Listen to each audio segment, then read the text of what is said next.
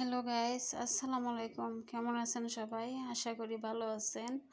আজ আমি আপনাদেরকে পেঁপে দিয়ে শিং মাছ রান্না করে দেখাবো। এর জন্য চলে একটা তাওয়া বসিয়ে দিয়েছি, দিয়ে আমি তেল দিয়ে দিয়েছি। আমি এখন তেলটাকে গরম করে নেব। নিয়ে আমি এখন শিং মাছগুলো আমি একটুখানি মরিচ গুঁড়া আর হলুদ গুঁড়া লবণ দিয়ে মেখে রেখেছিলাম, ওগুলি এখন দিয়ে দিয়েছি। দিয়ে এখন বেছে নেব।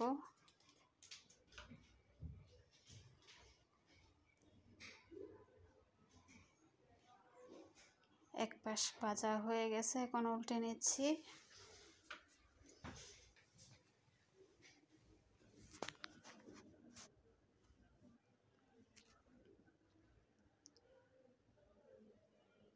উল্টে নিচ্ছি। এভাবে শিং মাছ দিয়ে পেঁপে রান্না করলে অনেক স্বাদ হয়। আমার মাছটা ভাজা হয়ে গেছে, এখন চুলায় একটা কড়াই বসিয়ে দিয়েছি, দিয়ে পেঁয়াজ কুচি দিয়ে দিয়েছি। এখন আমি তেল দিয়ে দেব পরিমাণ মতো। পরিমাণ মতো তেল দিয়ে দিয়েছি, দিয়ে এখন আমি পেঁয়াজটাকে ভেজে নেব। এখন আমি ঢাকনা দিয়ে ঢেকে দেব। পেঁয়াজটা একটু নরম হয়ে যাবে আর তাড়াতাড়ি ভাজা হয়ে যাবে। জন্য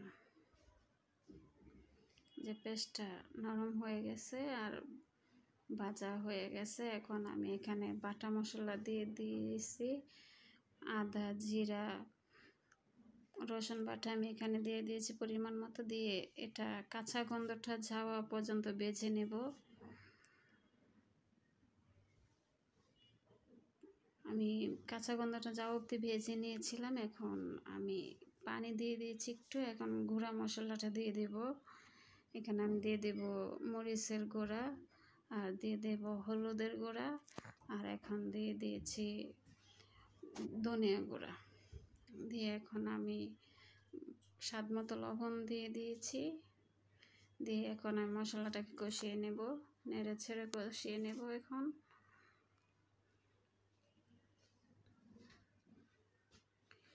একটা টমেটো, মাঝারি সাইজের একটা টমেটো কেটে দিয়ে দিয়েছি। দিয়ে নেড়ে ছেড়ে এখন আমি একটু ঢাকনা দিয়ে ডেকে কষিয়ে নেব। ঢাকনাটা এখন উঠিয়ে নেব। এখন এই যে কষানো হয়ে গেছে, মশলাটাও কষানো হয়ে গেছে, টমেটোটাও সাথে। এখন আমি পেঁপেগুলো দিয়ে দেব। আমি ভাপ দিয়ে রেখেছিলাম একটার অর্ধেকটা পেঁপে আমি ভাপ দিয়ে রেখেছিলাম কেটে। এখন নেড়ে চেড়ে মশলার সাথে মিশিয়ে নেব। বেশি মিশাতে হবে না, কারণ এটা তো সিদ্ধ করাই, অল্প একটু কষালেই হবে। এখন আমি পরিমাণ মতো ঝোল দিয়েছি। দিয়ে একটু নেড়ে ছেড়ে দিয়ে এখন আমি ঢাকনা দিয়ে ঢেকে দেব। আমি ঢাকনা দিয়ে ঢেকে রান্না করে নিয়েছি। এখন ঢাকনাটা উঠিয়ে মাছগুলা দিয়ে দেব। আর এভাবে পেঁপেটা রান্না করলে শিং মাছ দিয়ে অনেক মজা হয়। আর শিং মাছ তো এমনিতেই মজা, পেঁপে দিয়েও অনেক মজা লাগে। এখন এই দেখুন ভেজে রাখা মাছটা আমি দিয়ে দিয়েছি। আবার ঢাকনা দিয়ে ঢেকে দেব।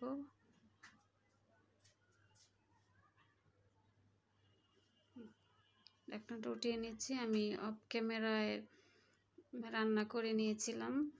এখন আমি ফালি করে রাখা কাঁচামরিচ দিয়ে দিয়েছি। দিয়ে একটু নেড়ে ছেড়ে আবার ঢাকনা দিয়ে ঢেকে দেব। আমার রান্নাটা যদি আপনাদের ভালো লেগে থাকে তাহলে আমার চ্যানেলটা সাবস্ক্রাইব করে লাইক দিয়ে শেয়ার দিয়ে আমার পাশে থাকবেন প্লিজ। আপনারা যদি আমার পাশে থাকেন তাহলে আমি সাহস পাবো, সামনের দিক এগিয়ে যেতে পারবো ইনশাল্লাহ। আপনারা আমারে সাপোর্ট করবেন প্লিজ।